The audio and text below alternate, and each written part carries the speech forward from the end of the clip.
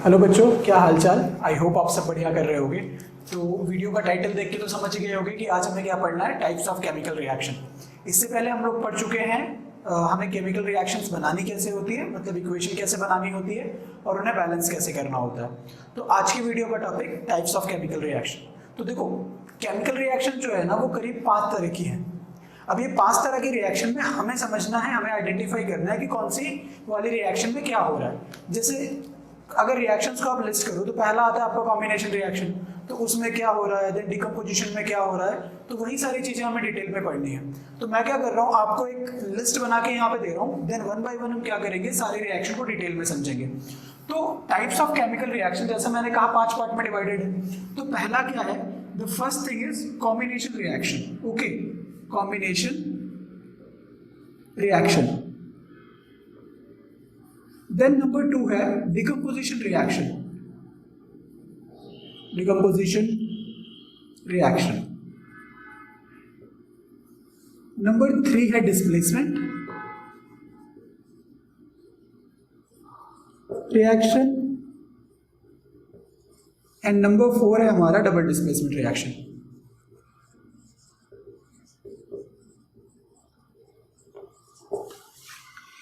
और लास्ट में आएगा नंबर 5, जिसे हम बोलते हैं रेडॉक्स रिएक्शन। अब देखो बच्चों, रेडॉक्स रिएक्शन जो है ये नंबर 5 वाली, ये खुद 2 पार्ट में डिवाइडेड है। तो इसके जो 2 पार्ट हैं वो है हमारे पास, आपको पता होगा, ऑक्सीडेशन रिएक्शन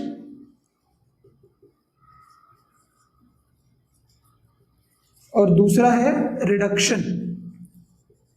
ये हम लोग बचपन से पढ़ते आए हैं, ऑक्सीडेशन रिडक्शन क्या होता है। ओके चलो, तो हमने क्या किया है, इन सारी चीजों को यहाँ पे लिस्ट कर लिया है। आप क्या करेंगे, इसे वन बाय वन करके हमें समझना है, ठीक है। चलो तो स्टार्ट करते हैं from the number 1। First one is combination reaction.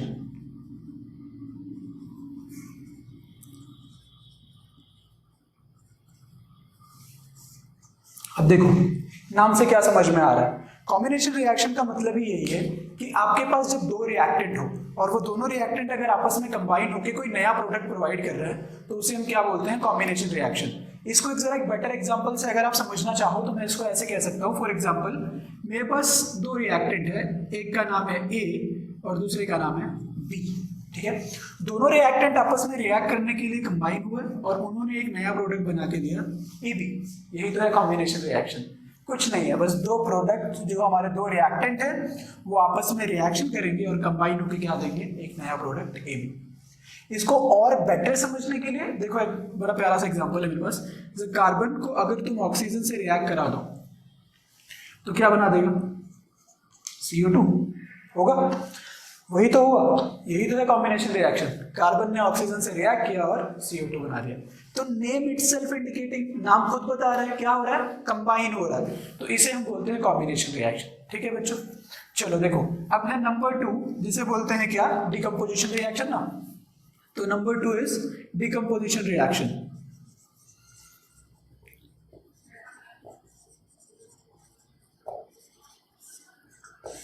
देखो अब डिकम्पोजिशन रिएक्शन, अगेन नाम से क्या पता चल रहा है, डिकम्पोज होना, मतलब कोई प्रोडक्ट है, कोई भी चीज है, ठीक है, वो क्या हो रही है, टूट रही है। अब यहाँ पे डिकम्पोजिशन रिएक्शन में मुझे पता चल गया है कि इट्स इंडिकेटिंग लाइक कुछ टूट रहा है, कुछ नया कुछ प्रोडक्ट है वो टूट रहा है। तो अब यहाँ पे देखो, इसी को उल्टा करते हैं। जैसे मेरे पास यहाँ प्रोडक्ट में क्या बन रहा था, ए बी, इस बार मैं रिएक्टेंट साइड ए बी लेता हूँ। तो फॉर एग्जाम्पल कि मेरे पास रिएक्टेंट साइड ए बी है और अगर मैं इसे थोड़ा सा हीट दे दूं तो ये ए बी किस में टूट गया, ए प्लस बी। देख रहा क्या मैं बोल रहा था कि ये टूट रहा है, ये डिके हो रहा है, तो यहाँ पे वो होता हुआ दिखाई दे रहा है। तो बस यही तो है डिकम्पोजिशन रिएक्शन। अब अगर एक इसका एग्जांपल देखो तो सबसे अच्छा एग्जांपल देखो, मैं तुम्हें बता दूं, H2O पानी है ना। तो देखो ये है H2O, ठीक है। अब H2O डिकम्पोजिशन रिएक्शन में जा रहा है तो इसे हीट देनी पड़ेगी। आप हीट किसी भी मेथड से दे सकते हो, अभी हम उसकी भी बात करेंगे। तो ये टूटेगा 2 पार्ट में, पहला हुआ H2, दूसरा हुआ O2। लेकिन बच्चा अभी ये बैलेंस नहीं है, तो अब क्या करते हैं, इसको बैलेंस भी कर लेते हैं। तो देखो ऑक्सीजन 2 है, तो यहाँ 2 से मल्टीप्लाई करोगे तो हाइड्रोजन कितना हो गया, 4, तो इसको भी कर लो 2 से मल्टीप्लाई। तो ये हो गया बड़ा सिंपल सा एग्जांपल, एक सिंपल डिकम्पोजिशन का, ठीक। अब डिकम्पोजिशन जो है, देखो हीट प्रोवाइड करने की बहुत सारी मेथड हो सकती है। जैसे आप डायरेक्टली कैंडल से हीट दे सकते हो, सनलाइट के थ्रू हीट दे सकते हो, या फिर इलेक्ट्रिसिटी से हीट दे सकते हो। तो 3-4 मेथड है। तो तीनों चारों मेथड हमें यहाँ पे क्या करनी है, देखनी है। बेसिकली 3 ही मेथड से जो मेजर है। फर्स्ट वन इज दैट कि जहां आपने डायरेक्ट हीट दे दिया, हो सकता है आपने कैंडल यूज किया, बर्नर यूज किया, हीट दे दिया और आपका प्रोडक्ट डिकम्पोज हो गया। तो इसको हम लोग क्या बोलते हैं, जो हमने ये फर्स्ट टाइप की नॉर्मल हीट दी, उसको आप कह सकते हो कि भाई ये है एक थर्मल डिकम्पोजिशन। थर्मल डिकम्पोजिशन, देखो थर्मल डिकम्पोजिशन का मतलब नॉर्मल डिकम्पोजिशन, हीट जो आपने दी है एक बर्नर के थ्रू या कैंडल के थ्रू दी है। अब इसी में एक नंबर 2 आता है, ये नंबर 2 है जिसे हम बोलते हैं फोटो डिकम्पोजिशन। Photo decomposition. अब फोटो डिकम्पोजिशन का मतलब क्या होता है, तो डरने की जरूरत नहीं है, यहाँ कोई आपकी फोटो नहीं खींच रहा है। फोटो डिकम्पोजिशन का मतलब ये है कि फोटोवोल्टिक, जो सन रेज के थ्रू, जो सन की रेज से जो हीट आ रही है, उस हीट के थ्रू जो डिकम्पोजिशन होने वाला है उसे हम बोलते हैं फोटो डिकम्पोजिशन। ठीक है, अब इसका एग्जांपल क्या होगा बच्चों, तो फॉर एग्जांपल देखो कि जैसे AgBr है, जिसे हम बोलते हैं सिल्वर ब्रोमाइड, इसको अगर आप सनलाइट में रख दो तो ये क्या होता है, डिकम्पोज हो जाता है Ag और Br में। ठीक है, एक इसी तरह का एक दूसरा प्रोडक्ट आता है, जैसे हमारा सिल्वर क्लोराइड AgCl। तो AgCl भी इसी तरह से क्या होता है, डिकम्पोज होता है। तो अगर सनलाइट के थ्रू डिकम्पोजिशन हो रहा है तो उसे हम क्या बोलेंगे, फोटो डिकम्पोजिशन या फोटोवोल्टिक डिकम्पोजिशन। एक और मेरे पास एक और एग्जांपल है डिकम्पोजिशन नंबर 3, जिसे हम बोलते हैं इलेक्ट्रो डिकम्पोजिशन। इलेक्ट्रो डिकम्पोजिशन, देखो इलेक्ट्रो डिकम्पोजिशन में क्या होता है, वर्ड से समझ में आ रहा है। इलेक्ट्रो का मतलब क्या है, यहाँ पे इलेक्ट्रिसिटी का यूज होने वाला है। तो क्या करते हैं, ये जो फर्स्ट वाला एग्जांपल था ना, यही एग्जांपल यहाँ कंटिन्यू करते हैं, बट इस बार जो हीट की मेथड है उसको बदल के क्या करेंगे अपन, यहाँ पे इलेक्ट्रिसिटी का यूज करके हीट प्रोवाइड करेंगे। ठीक है, तो देखो ये मेरे पास है H2O, मैं इसको हीट दूंगा बाय यूजिंग इलेक्ट्रिसिटी, तो ये अगेन 2 पार्ट में टूट जाएगा जब मैं इलेक्ट्रिसिटी से इसको हीट दूंगा। तो पहला तो आ गया H2, दूसरा आ गया O2। फिर अगेन बैलेंस करना पड़ेगा, जैसे हमने यहाँ वाला बैलेंस किया था ऊपर। ठीक है, तो ये इस बार जो हीट दी वो दी किस मेथड से, इलेक्ट्रिसिटी से। तो दैट्स वाई ये क्या हो गया, इलेक्ट्रो डिकम्पोजिशन। ठीक ना, तो डिकम्पोजिशन रिएक्शन जनरली क्या थे बच्चा, कि जब आपका कोई एक रिएक्टेंट 2 पार्ट में टूट के कोई 2 नए प्रोडक्ट दे दे तो वो हो गया डिकम्पोजिशन। अब डिकम्पोजिशन में 3 मेथड, सबसे पहला थर्मल डिकम्पोजिशन। थर्मल डिकम्पोजिशन का मतलब क्या, कि जहां पे आप नॉर्मल हीट प्रोवाइड कर रहे हो कैंडल से या बर्नर से। फोटो डिकम्पोजिशन का मतलब क्या, जहां पे आप सनलाइट के थ्रू हीट प्रोवाइड कर रहे हो। एंड इलेक्ट्रो डिकम्पोजिशन का मतलब क्या, जहां पे आप इलेक्ट्रिसिटी से हीट प्रोवाइड कर रहे हो। ठीक है, और इसे हम लोग जनरली इस वाली प्रोसेस को हाइड्रोलाइसिस के नाम से भी जानते हैं, आपने तो पढ़ा ही होगा।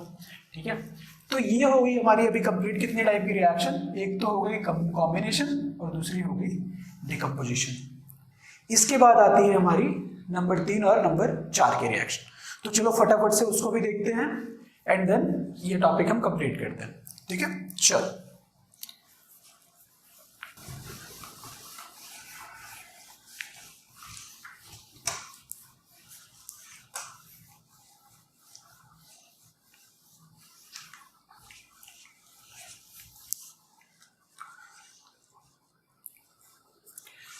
ओके, तो बच्चों अगली रिएक्शन है हमारी डिस्प्लेसमेंट रिएक्शन।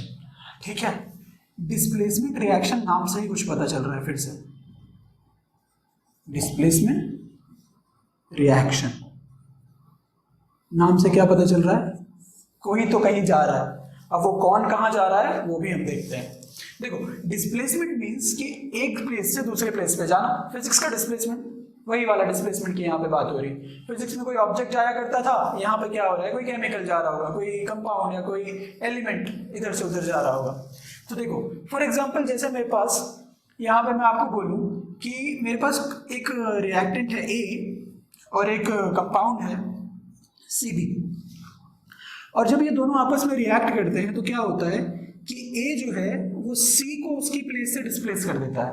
सी को वहां से हटा के बोला चल भाग यहाँ से, अब यहाँ मैं बैठूंगा, तो इसको यहाँ से हटा के ये इसकी जगह पे आ गया। तो इसने एक्चुअली में किया क्या, ए और बी ने तो बॉन्ड बना लिया, लेकिन सी वाला जो है वो क्या रह गया, अकेले। तो हुआ क्या, इसी को हम बोलते हैं डिस्प्लेसमेंट रिएक्शन। देखो ए ने सी को डिस्प्लेस कर दिया और यहाँ पे ए भी बन गया, तो डिस्प्लेसमेंट रिएक्शन हो गई। लेकिन ये हुआ कैसे, हमें कब पता चलेगा कि किस में कितनी पावर है, कौन किसको डिस्प्लेस करवाएगा? तो इसके लिए आती है हमारी रिएक्टिविटी सीरीज। रिएक्टिविटी सीरीज में हमारे पास जो 13 एलिमेंट्स हैं, उन 13 एलिमेंट्स को ध्यान में रखना है हमें। आपको मैं यहाँ पे साइड में रिएक्टिविटी सीरीज दिखा देता हूँ, आप यहाँ पे देखो।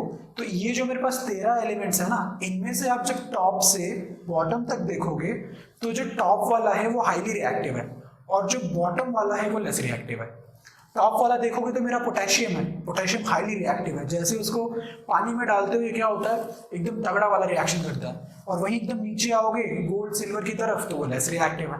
तो इस रिएक्टिविटी सीरीज को मुझे ध्यान में रखते हुए यहाँ पे देखना है, ठीक है, पॉइंट नंबर 1। पॉइंट नंबर 2, जो हाईली रिएक्टिव एलिमेंट है ना वो हमेशा अकेला दिखना चाहिए। जैसे फॉर एग्जांपल मैं पोटेशियम ले रहा हूँ तो वो पोटेशियम यहाँ पे अकेले होना चाहिए, तभी तो वो किसी को डिस्प्लेस करेगा। नहीं तो अगर पोटेशियम या फिर सोडियम मेरा पहले से ही बॉन्ड में होगा तो डिस्प्लेस कैसे करेगा, क्योंकि वो तो खुद सबसे ज्यादा पावरफुल है ना। तो हमें बस ये ध्यान में रखना 2 बातें, सबसे पहले ये रिएक्टिविटी सीरीज, एंड दूसरा कि जो हाईली रिएक्टिव एलिमेंट है वो अकेला होना चाहिए, ठीक है। तो मुझे पता है तुम अब कंफ्यूज हो रहे हो कि बड़ी चीजें बोल दी, तो एकदम समराइज कर लो तो सिंपल है। द डिस्प्लेसमेंट रिएक्शन इज, क्या बोलोगे आप, when less reactive element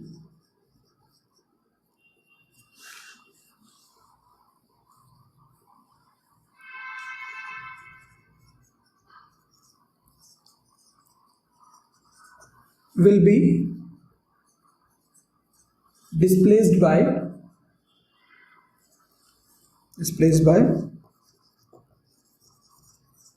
highly reactive element।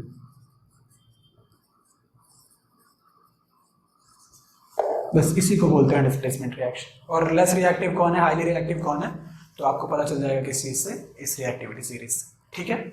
चलो अब तो मैं फटाफट से एक एग्जांपल दिखाता हूँ, ये समझ गए। तो अब देखो एग्जांपल, मैं क्या करता हूँ, ये जो ए वाला है इसकी जगह ले लेता हूँ Fe। Fe मतलब समझते हो आयरन, इसका रिएक्शन कराता हूँ मैं किससे, CuSO4 कॉपर सल्फेट।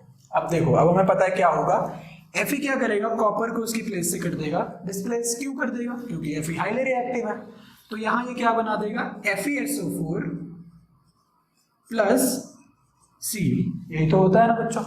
तो इसे हम बोलते हैं डिस्प्लेसमेंट रिएक्शन। बहुत ही सिंपल सी बात है ना, इसे डिस्प्लेसमेंट रिएक्शन। चलो डिस्प्लेसमेंट के बाद आता है नेक्स्ट वाला क्या, डबल डिस्प्लेसमेंट रिएक्शन। तो ये था आपका नंबर 3 और अब आपका नंबर 4 है डबल डिस्प्लेसमेंट रिएक्शन।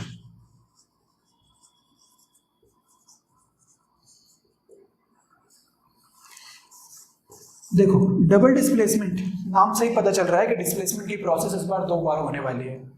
तो यहाँ पे देखे थे क्या था कि एक एलिमेंट और एक कंपाउंड, इस बार दोनों कंपाउंड होंगे। हो सकता है कोई सॉल्यूशन हो सकता है कोई और किसी तरह का कंपाउंड हो, तो वो दोनों अपने आयंस को एक्सचेंज करेंगे।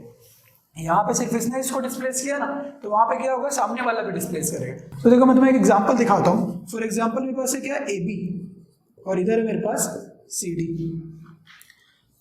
जब ये रिएक्ट करेंगे तो A जो है वो क्या करेगा, C की जगह ले लेगा और C क्या करेगा, A की जगह ले लेगा। मतलब आपस में दोनों एक दूसरे की पोजीशंस को क्या कर रहे होंगे, चेंज कर रहे होंगे। तो मैं दिखाता हूँ कैसे। देखो जब ये A वाला इसके साथ रिएक्ट करेगा और C वाला इसके साथ रिएक्ट करेगा तो ये बना देगा क्या, देखो C इधर आएगा तो ये बना देगा CB और ये बना देगा क्या, AD।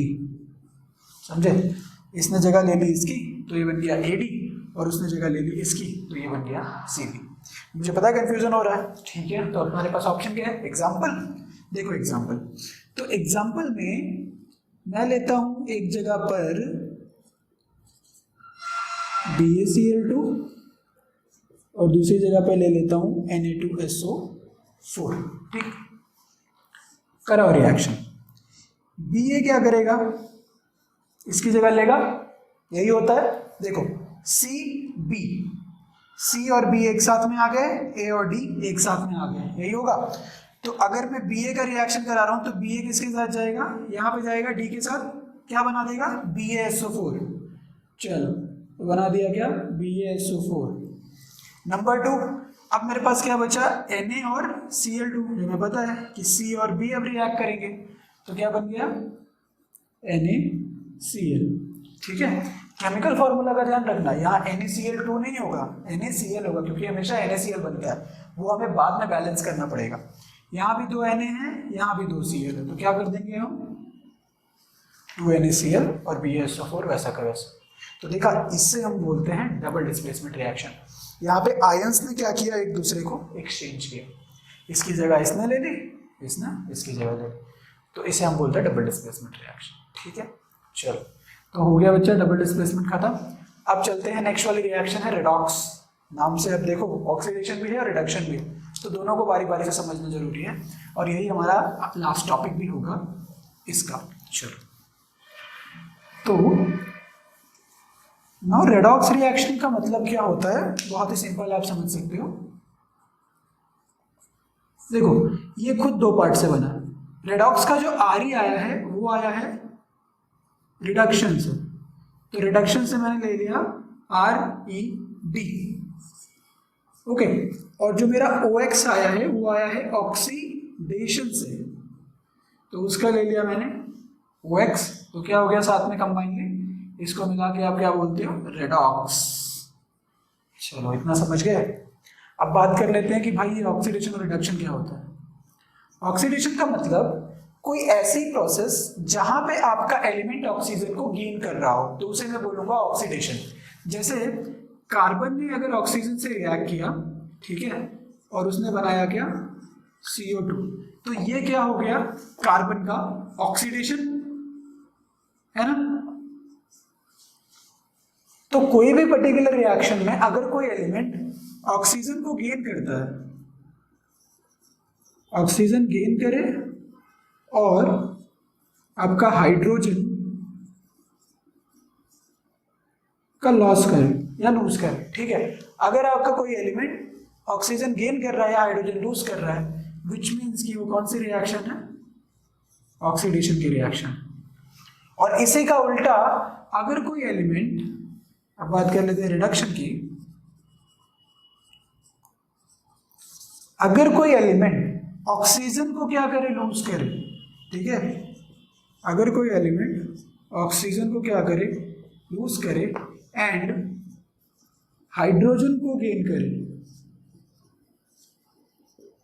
तो उसे हम क्या बोलते हैं, रिडक्शन की रिएक्शन। ठीक है, देखो मैं तुम्हें एक ऑक्सीजन लूज करने वाले बता देता हूँ, वो वाटर वाला एग्जांपल देखो।